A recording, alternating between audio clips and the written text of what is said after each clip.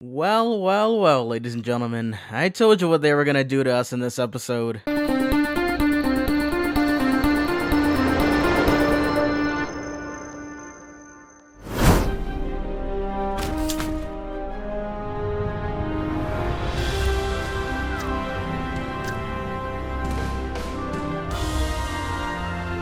coming, boys. Hello and welcome everyone into an episode analysis of I Told You So, but in a way not really. So in this episode, let me just get it over with. Spoiler warning.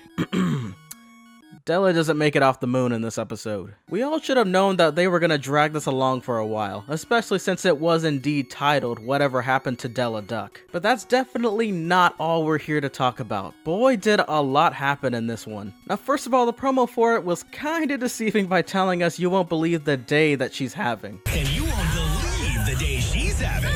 However, that's just my minor complaint. Anyways, we find out that Della crashes on the moon and we are shown the same clip from over a week ago with her grabbing Gyro's Oxi-Chew for breathing. And boy, one major detail that they ever so slightly showed within the promo was a small torn area near Della's left leg. And that's because Disney was hiding the fact that Della's leg in this episode had to be cut off in order to free herself from the rocket part we see her under. Now of course we don't see her cut it off ourselves, but she explains it throughout one of the recordings she makes for Scrooge and Donald. And something's telling me that Scrooge was so upset about Della's disappearance that maybe he unintentionally was blocking her messages. Webby does mention how bad things happen to people who mention Della Duck, and maybe anything that had to do with Della was erased. One time, a piece of junk mail with her name on it showed up at our door. A day later, Scrooge bought the post office and I never saw our mailman again. Same time, these transmissions were probably just not able to be delivered properly since, you know,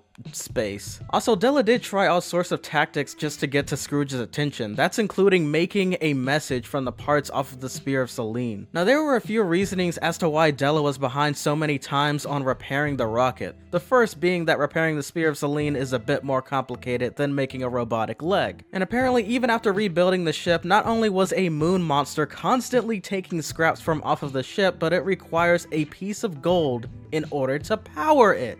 Oh yeah, and AU-79 is a pretty great tea house located in California. Now back to the episode, we also get evidence that Scrooge was searching for Della even after an entire year of sending off troops looking for her. One of them in particular nearly find Della, but she's sadly blocked off by dust in the moon's atmosphere while tussling with the moon monster. One thing's for sure, of all places in space, the moon should have been the #1 place that they checked first, regardless of certainty. It was in the direction of where Della was headed, and most of all, it's one of the closest places around Earth. Anyways, fast forwarding a decade and Della is still up and going, and apparently a single piece of Oxi-Chew can last for months upon months, and according to Della also, tastes better over time. It's either Gyro just cured our problem with bubblegum in general, or Della just got accustomed to the taste over time. Either way, that dude's a genius, because Oxi-Chew not only helps you breathe in space, but it also is a great substitution for water and includes nutrients. Wow.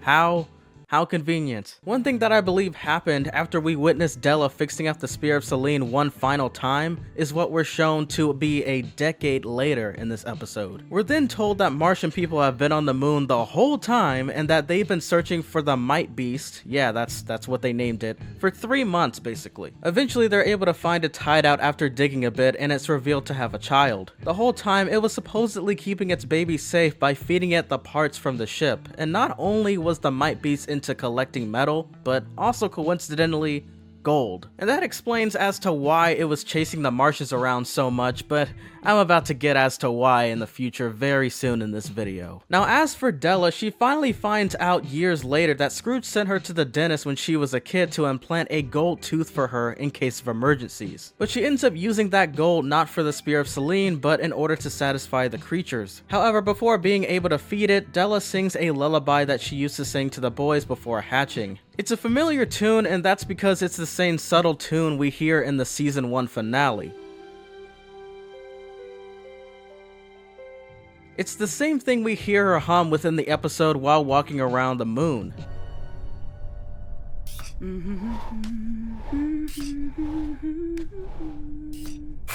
And last but surely not least, it's a part of the moon theme from the DuckTales game back in 1989, but Capcom on the NES, and then it was remastered in 2013 due to its popularity.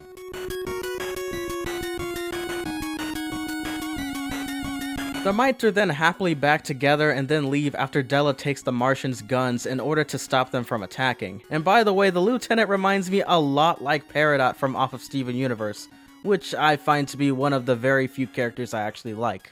Don't ignore me when I threaten your life!